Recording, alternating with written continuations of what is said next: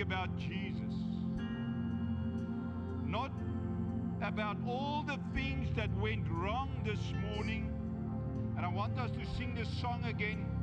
I don't want you to be consumed by the mistakes you made this morning, says the Lord. I want you to be consumed by what my Son has done for you on the cross of Calvary. So when we sing this again, let's approach the throne differently. Through and in the blood of Jesus Christ. Thank you. Let's sing again.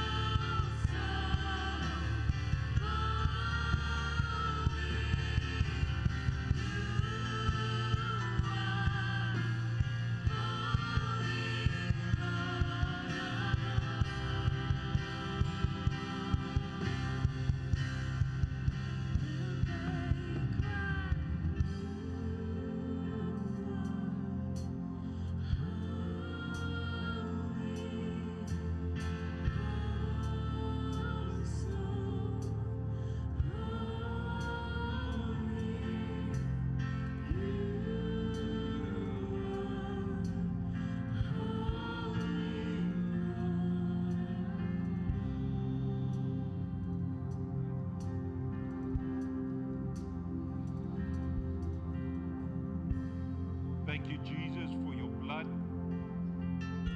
sacrifice. When we near your throne this morning, knowing that no effort of ourselves have made it possible to come to your throne except the mercy and grace that's to be found in our Lord Jesus Christ. Even one disciple says, nothing good is in me.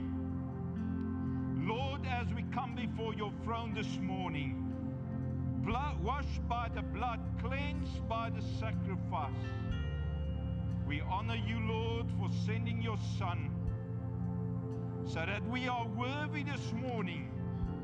I ask, Lord Jesus, that you cleanse every mind that feel unworthy this morning with these words, grace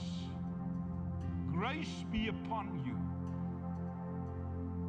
It's only by your grace and mercy, Lord, that we enter and come to your throne to be consumed, saturated, and transformed in the midst of your presence, God. May you continue to sanctify us through your word this morning. Exalt yourself in such a way, God, that you will be glorified, Lord. Hallelujah. Amen. Amen. Thank you, Jesus. You are welcome to take your seats. Thank you very much. Thank you very much to the worship team, also to the media team there at the back. Everyone that plays a part makes things happen this morning. Hallelujah. Grace and glory be unto the Lord. Are you good? Awesome. Awfully quiet now. Are you good? Wonderful. Hallelujah. The Lord still loves you, and His grace be upon you. Not everybody that say they are Christians are followers of Christ. And we need to be fine-tuned, assembly. We need to be fine-tuned, people of God, that we are not only Christians but followers of Christ. So many people confess they are Christians but not even had an encounter with the Lord Jesus Christ. Make sure. This morning we're going to talk to, and a warm welcome from us this morning, joining us this morning, and you are more than welcome even to bring some more family and friends on the second service, the English service. The theme this morning is receive the Holy Spirit. Receive the Holy Spirit. We're going to read from the book of John 20. It's going to read for now a single verse, John 20, verse 22.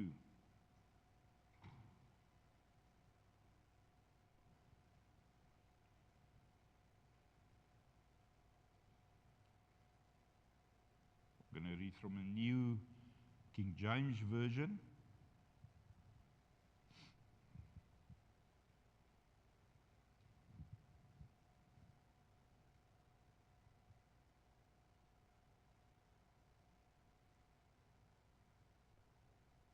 And when he had said this, remember the events here, it was just after the resurrection of Jesus.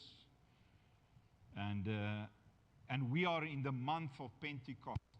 I hope you know it. If you don't know it, we are in the month of Pentecost, meaning the outpouring of the Holy Spirit as we celebrate the event that happened many, many years ago amongst the disciples and apostles. We are in the month of Pentecost. I think 24 this month is Pentecost. And of course, 10 days before that, we wait upon the Lord. Amen. So let's keep that in mind,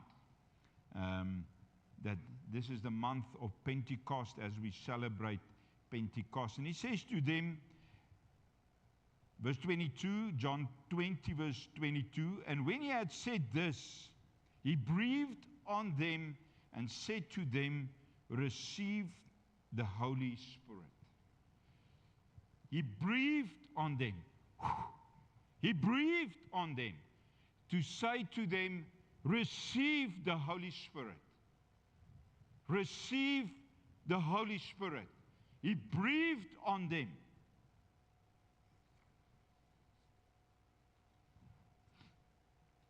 And I want you to take you to a pattern in the New Testament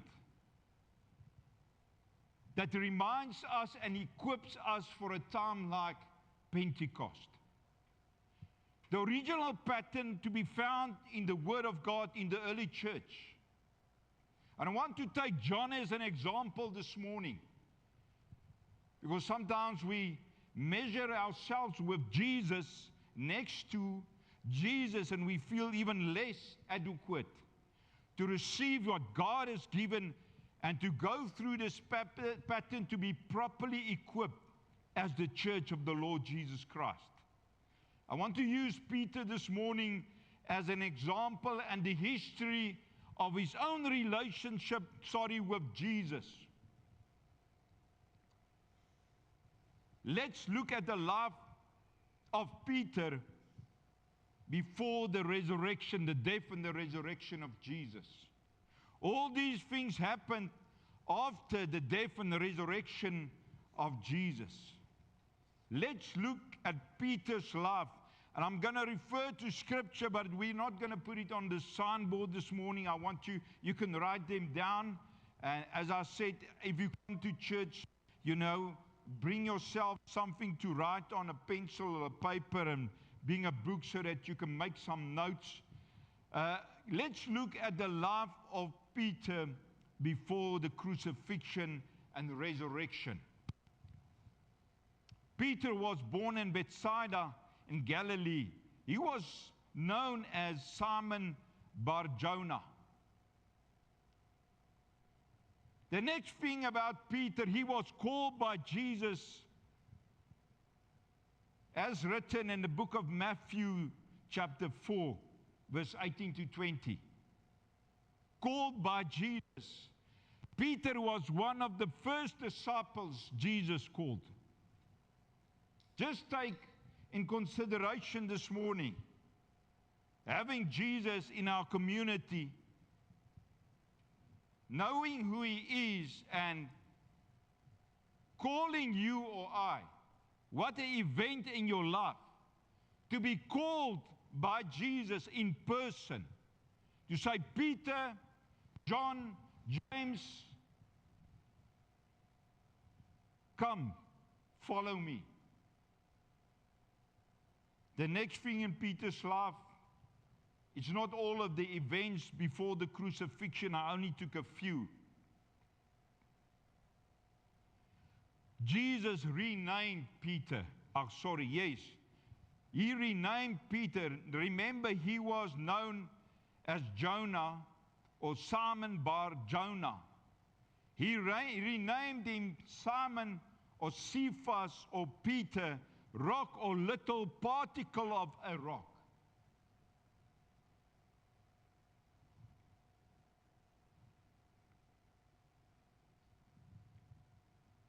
One of the next events in Peter's life was Peter walking on water. Matthew 14, verse 28 to 31. I think we heard it this morning.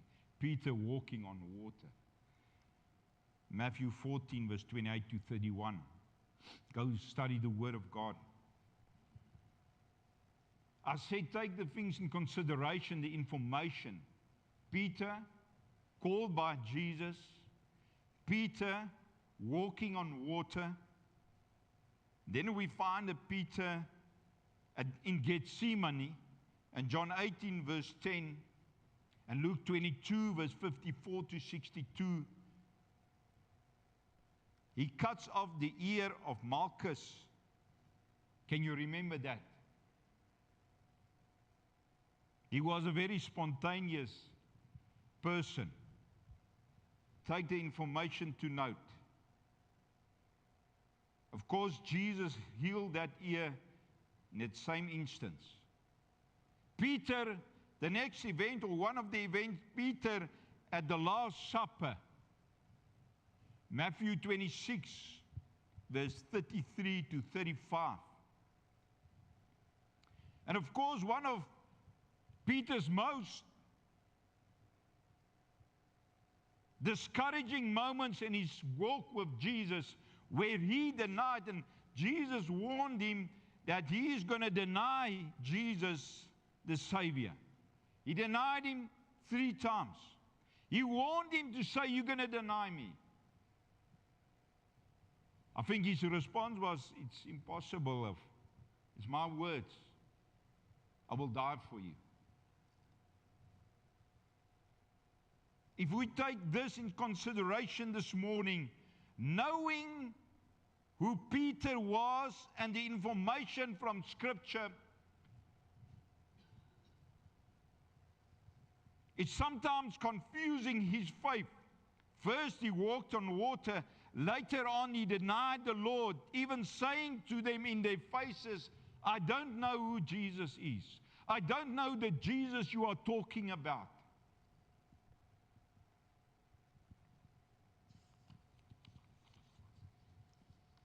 That was the life of Peter before the death and the resurrection of Jesus. Let's look at the life of Peter after the resurrection.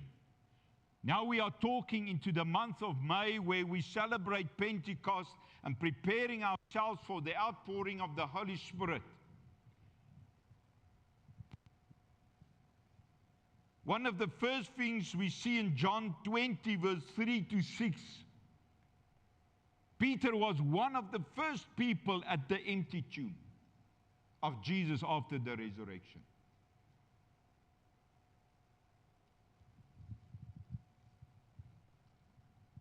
The second thing we see about Peter, Jesus appears to them, and he's part of that group.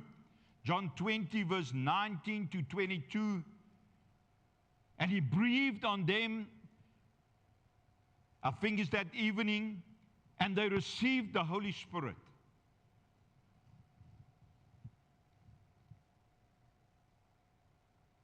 And for 40 days, Jesus took time to speak to them about the kingdom. Of course, he noticed he was a witness to the ascension, the next point, after the crucifixion. of Jesus Christ. The ascension of Jesus. He was also part of those who received the baptism or the empowerment of the Holy Spirit in the book of Acts chapter 2. 50 days after Passover.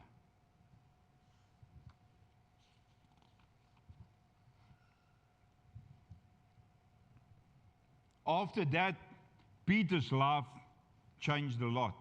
He preached to about 30,000 people, and they got saved, even baptized. He healed many. He had a vision in Acts 10 about the Gentiles. Also, Jesus showing him the vision that he can no longer reject the Gentiles and only preach the gospel to the Jews in Acts 10. In Acts 12, we see 1 to 17 how Peter was imprisoned for the sake of his Savior, his Master. And he continued to have missionary journeys in his life.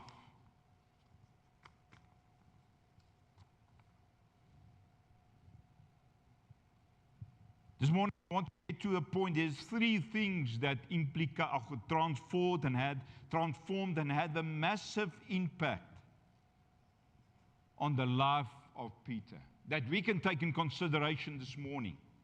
I said there is a pattern in the New Testament church, from the early church, that we can apply in daily church. Let me read from the book of John, chapter 20, verse 19 to 23. The events after the resurrection of Jesus.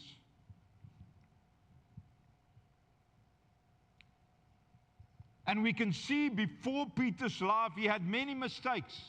And that's why I believe this morning the Holy Spirit wanted to say to you, you came to church this morning, we sang that song that He is holy, and you feel and you say, Lord, but I've made so many mistakes this week.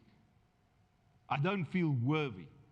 I want you to take into consideration Peter's mistakes. He denied Jesus, although he walked on water.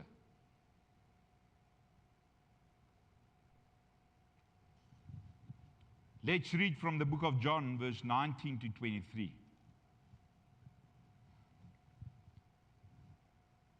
Then the same day at the evening beginning, the first day of the week, when the doors, are we on the same place? 19. So John 20, just make sure.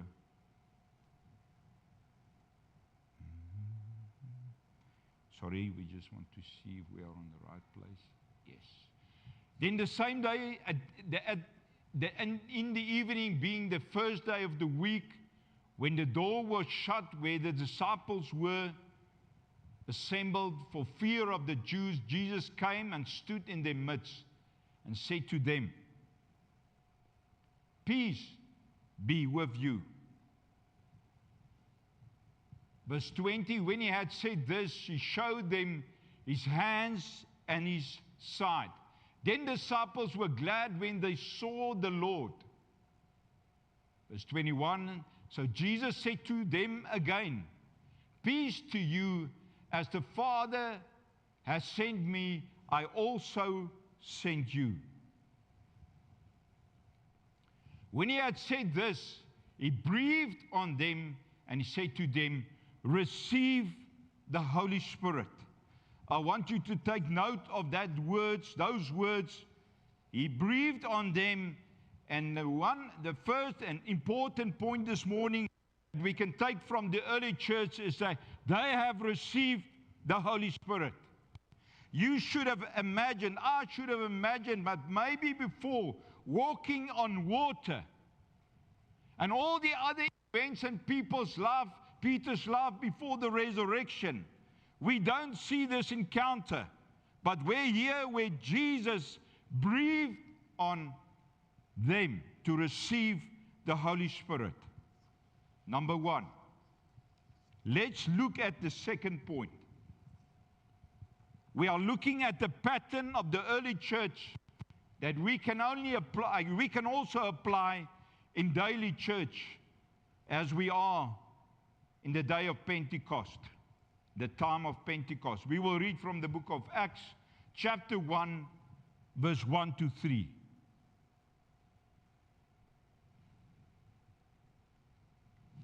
Chapter 1, verse 1 to 3.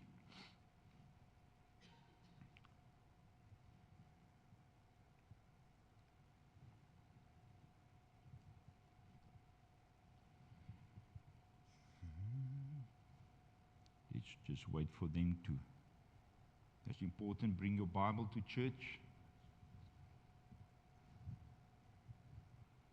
so you can mark that in your Bible. I'm going to read from Acts chapter 1, verse 1 to 3. Let's read.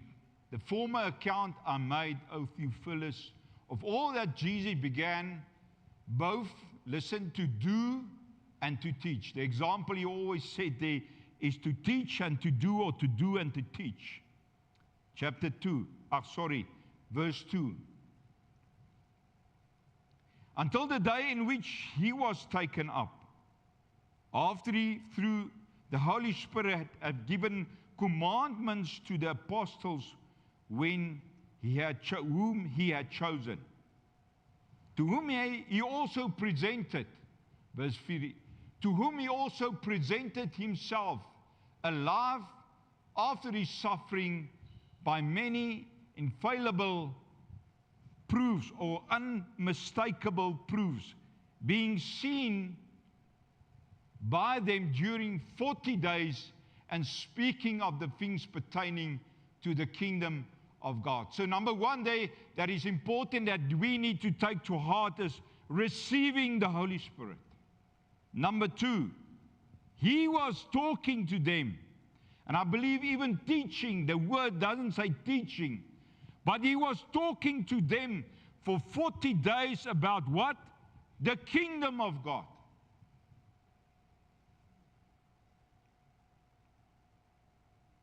The kingdom of God.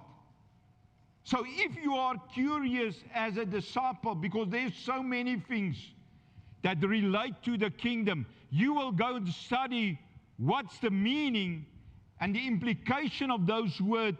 What is the kingdom of God? That's what we also do. That is why we have, don't want to call it a program, that's part of our growth process. The kingdom of God. And I've showed you before, this is module 5. The outcome here is love in abundance. Let me just read the steps there. Module 1 says the power of God's kingdom. Module 2 says entering into God's kingdom. Module 3, restore authority in God's kingdom. Number 4, the king of this kingdom. Because many people miss who is the king of this kingdom. And number 5, living in the kingdom. Living in God's kingdom.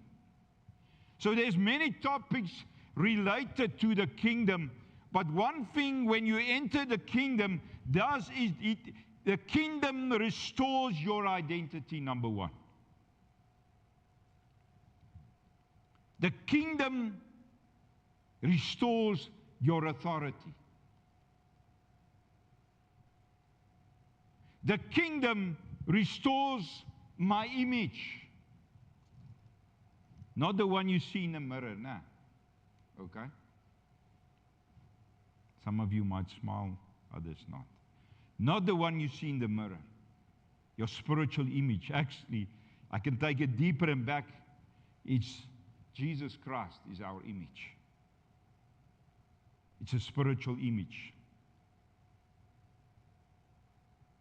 The kingdom equips us to such an extent that we don't only make, listen, men and women, children, but we make children of God. Born again children of God. We call them disciples. So, number 2 was important. He was discussing the things of the kingdom with them. He was discussing the things of the kingdom with them. And people, I want to take you to this part of prayer life in the kingdom. I just want to say a few things concerning prayer life. I'm going to read from this book, Book 5D, page 1, 2, and 3, not all the information. Are you with me? If I'm too fast, put up your hand. I'm just going to read from this quote from this book. Book number 1, to motivate, the motivation of a kingdom character. Sorry, the motive of a kingdom character. The motive of a kingdom character. And the topic there is pray without falsehood. But I just want to read, I can't read everything this morning. And we are taking the passage from Matthew 6, verse 9 to 15, the Lord's Prayer. I'm quoting from page 1 at the bottom. Listen, look at the prayer framework of our Father. Matthew 6, verse 9 to 15. It becomes clear, it is written, that there are 2 distinctive parts to this framework. Remember, we are talking about the motive of a kingdom character. The motief.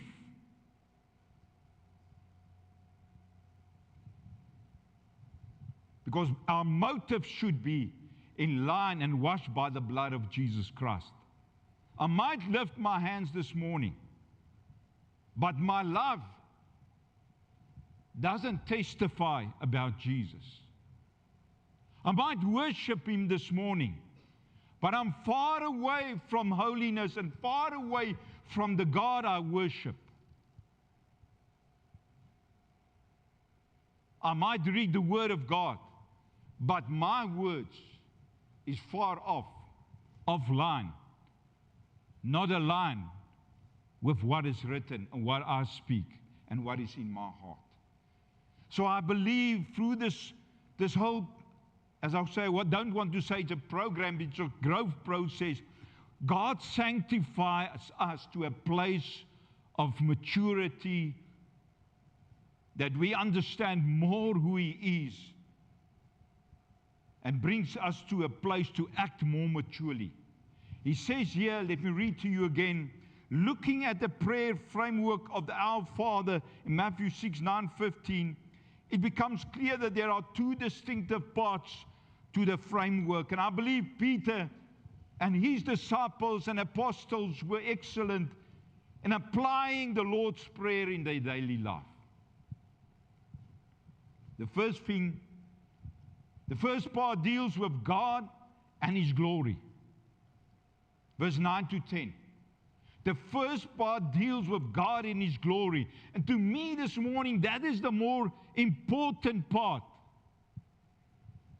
The second part deals with man and his needs. Verse 11 to 15. Man and his needs, the need for protection, the need for provision, the need for daily bread, the need for those things that makes the human body, function every day. Those 2 things, the first deal with God and His glory. The second deal with the man and his need. I was sitting there with Uncle Dion, Pastor Dion, and his wife in the week, and he showed me a flower. We were speaking about the translation of these books. We are busy translating them. Actually, we have completed the whole 1 to 5 models in Chichewa. We are busy translating them into Shona. And he said then, him and his wife Chrissy were sitting there, and one of them showed a flower to me. Is eintlik 'n orgidee, ek weet nie wat dit in Engels is nie. And he showed me and he said, that resembles the glory of God. That flower resembles the glory of God. And it made me think, because looking at that specific flower, it was beautiful. And if you look at the detail of it, it was intense. But now I was thinking about myself as a disciple.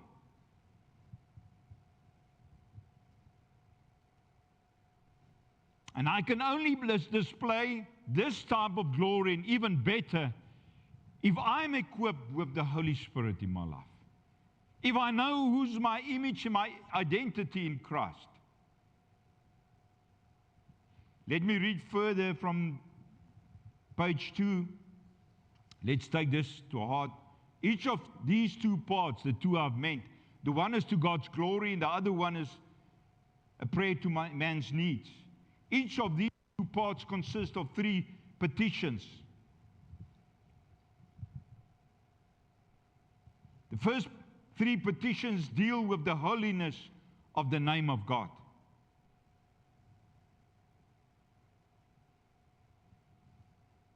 With His kingdom and with His sovereign will at mind. The second 3 petitions have to do with our daily needs, the necessity for forgiveness, and lastly, the necessity that God should protect us from evil. I'm going to quote, unquote, and quote again, page 2 at the bottom here. Listen to this. Yet God's sovereign object with prayer is that He should be glorified and be honored by those who pray. We should glorify God by what we pray. And so often people, we have a fleshly attitude when it comes to prayer. We have an attitude of human need. We are actually selfish when we take in consideration Matthew 6. It's about the kingdom of God and His way of doing things. And then when we pray, we always pray the human or the need before the kingdom. The primary focus, I'm going to quote again from from page 4. The primary focus of our prayer from the beginning to the end must be God Himself, and never what we will benefit from it. That refers to selfish prayer. Although we are believers, we see the life of Peter. Although he was walking on water, he denied the Lord Jesus Christ. The prayer of a true disciple is always focused on God Almighty. It confirms the sovereignty, righteousness, the greatness, and the goodness of our God. From all this, the threefold objective of prayer is revealed. And I want you to take you this morning, you can, when you pray the Lord's Prayer daily, you can just take these 3 things. You can pray the rest, but I want to emphasize these 3 things in your life. That we will put these things before our needs, our physical needs as a human. To pray a prayer like this, listen, with all your heart. To say to the Lord this morning, or when we pray that prayer, to say, Lord, this is, before everything, before I have to buy this jacket, Lord, before I have to buy my car, or before everything, every need I have in my life, Lord, I want to put these 2 things in prayer and make it part of my life every day. 3 simple but powerful things. You might think about the bill that's not paid, the water and lights bill.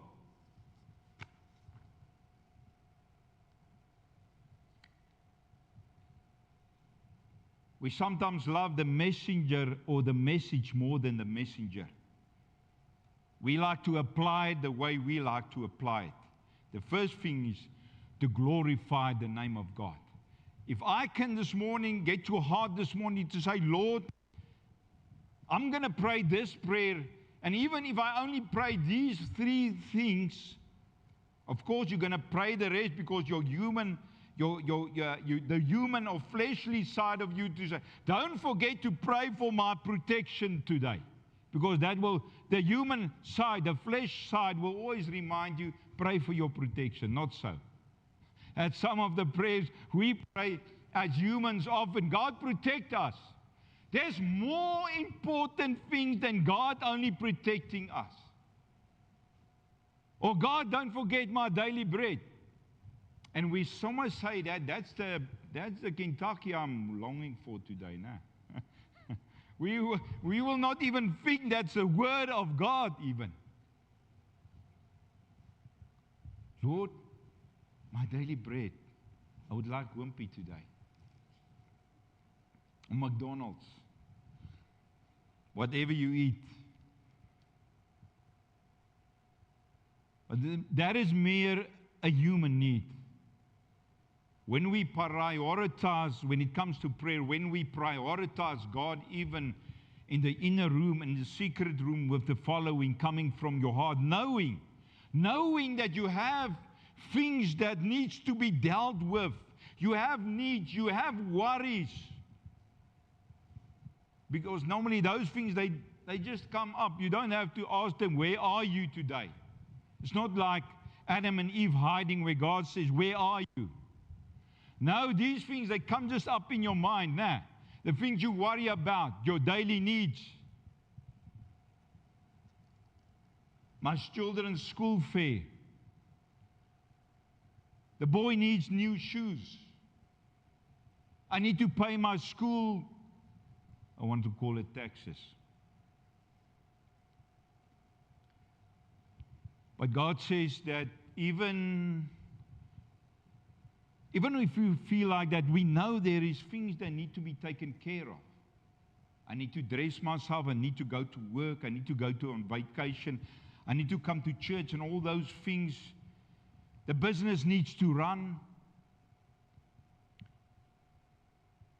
If you can prioritize these three things in your life, you'll see how God brings the rest in line. The first thing is, Lord, my desire is to glorify your name.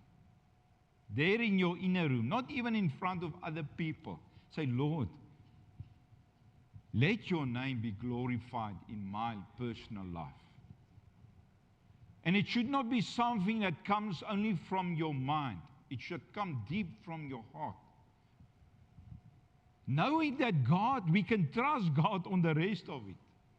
Knowing that God will come through for us for that finances we sometimes need. Putting them on the lower order of priority in my life. Lord, I need to study. I need so much money. I need 100,000 to study next year. I can think about myself. I need 100,000 for a 12 or 14-day trip to Malawi for a mission. I said, Lord, that concerns me. In spite of that, the first thing is to glorify from your heart, yourself. Personally say, Lord, glorify yourself, your name in my life. And even if you are a father, my family, my wife, my workplace. But remember, prayer precedes you. When you pray, your prayer goes before you. Let me tell you this testimony about a brother from Zimbabwe that had to come here for a claim from the road accident because his brother was killed in the bus accident a few years ago. And when he arrived, he said, no, let's pray. You know, normally those people, they know how to pray, when to pray. They always pray. And he said to me, I turned off the radio, I picked him up and his, I think his wife-to-be or wife, I can't remember, but the lady was with him and said, let us pray.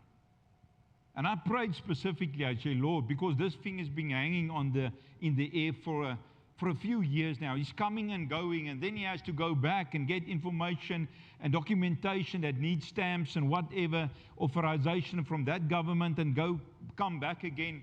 So it's a poor person that has to travel nearly 1,000 kilos just to get that claim, effective or paid out.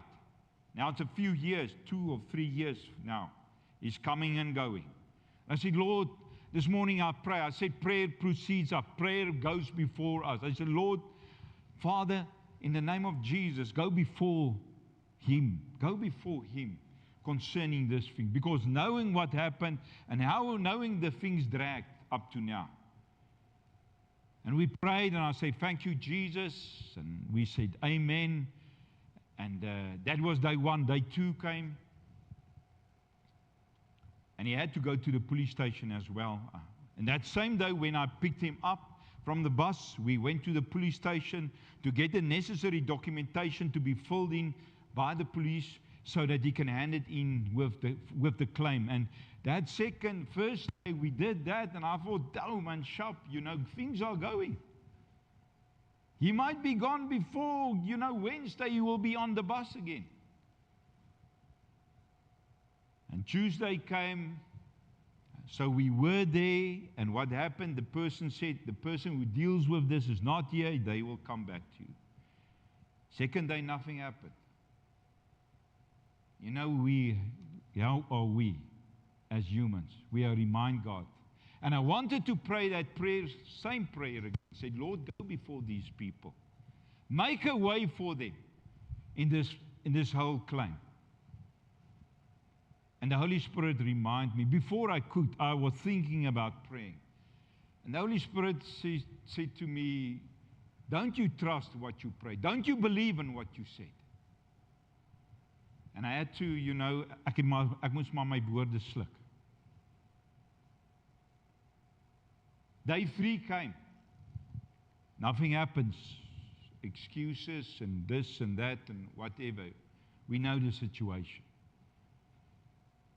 I think it's day 4, I also had to intervene or tried to intervene. And I was reminded by the Holy Spirit, what are you doing now? You're trying to fix something you prayed for. You said you believe me for an outcome here. Day 5, the mind is working here. All the worries and Lord, we're this and that's and whatever. We have not, your mind will say there's no answer yet. What's happening? We're going to flow over to the next week.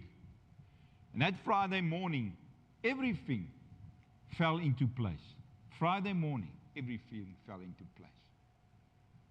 Documentation, even where we went at the office there to hand in everything came in line. Even the person who helped us was such a blessing to us. On the last day, actually, of the week, I could send him back. Prayer will go before you. Will solve your issues even before you come there. So can you see this morning, even as you say amen, it plays a big role in the kingdom. In your personal relationship. Number 1 is to glorify God. Number 2 is let your kingdom come in my life. Can you say it from your heart this morning, or when you pray, Lord, putting everything aside, let your kingdom come in my life? And I think one of the main things that comes up, Lord, I'm scared to ask something like this. I'm afraid where this kingdom will take me. Fear is one of the greatest enemies of a prayer like this. Number 3, let the will of God be done. Let your will be done. Now we know we have a strong will. Now, ladies, you have a strong will. We all have a strong will. And it's something that needs to be broken down to a place where we understand it's only the will of God will stand out in this corrupt, ungodly world. It's the only thing that will keep us sailing till the end. It's the will of God.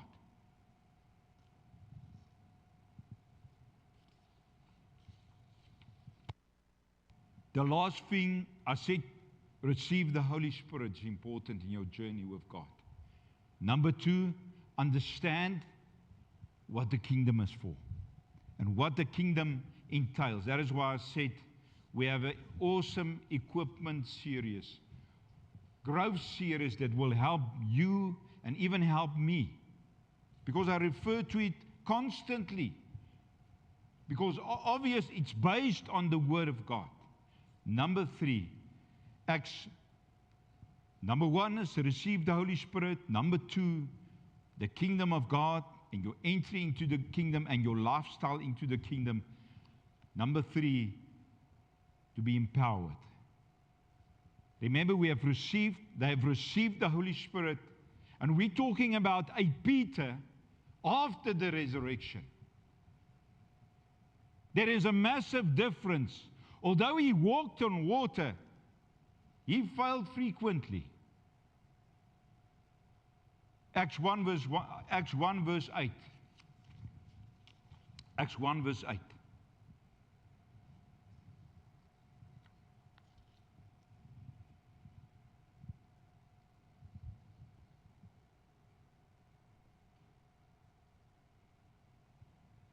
But you shall receive power when the Holy Spirit has come upon you, and you shall be my witnesses to me in Jerusalem, Judea, Samaria, and to the ends of the world. Number 1, receive the Holy Spirit. Number 2, understand the kingdom and apply it to your life. Number 3, be empowered by the Holy Spirit. Empowered for what? You will say that I have received, or Peter have received. He was one of the first, or one of the disciples that was present at the day of Pentecost in Acts 2. Receive power for what? To be a witness. I want to ask you a question this morning when we close. I'm going to close now. That's not a fleshly desire. That's not something that will come from your flesh, from the human side of you. To desire power, not for own benefit, because we see this in church. Many use this power to make themselves great and to get rich. This power, the dynamic power of the Holy Spirit, is to be a witness. We should crave. And if you can pray to the Lord and say, Lord, I crave for that power to be your witness. Listen, there's so many things people misuse this power for. As I said, to make them rich, to benefit themselves. But actually it says the power is to witness. He breathed on them, and they received the Holy Spirit. I'm going to repeat those 3 things this morning. It's important. Receive the Holy Spirit. Understand the kingdom of God. Number 3, be empowered to be a witness. Amen. Let us pray.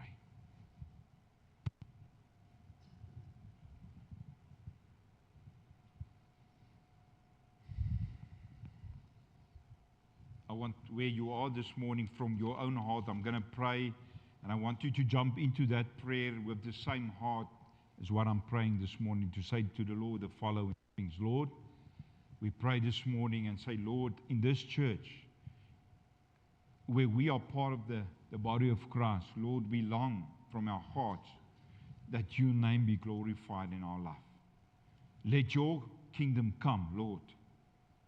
Let your will be done above all, Lord. Lord, we prioritize these things this morning. We also ask this morning that we will be empowered to be a witness, not to be whatever and to misuse and to use that power for something else, but to be a witness, Lord. As we ask this, Father, we believe that we receive. And in the days and the years to come, we will see the transformative power of what we prayed from our heart this morning, Lord. In Jesus' name, we pray this. Thank you, Holy Spirit.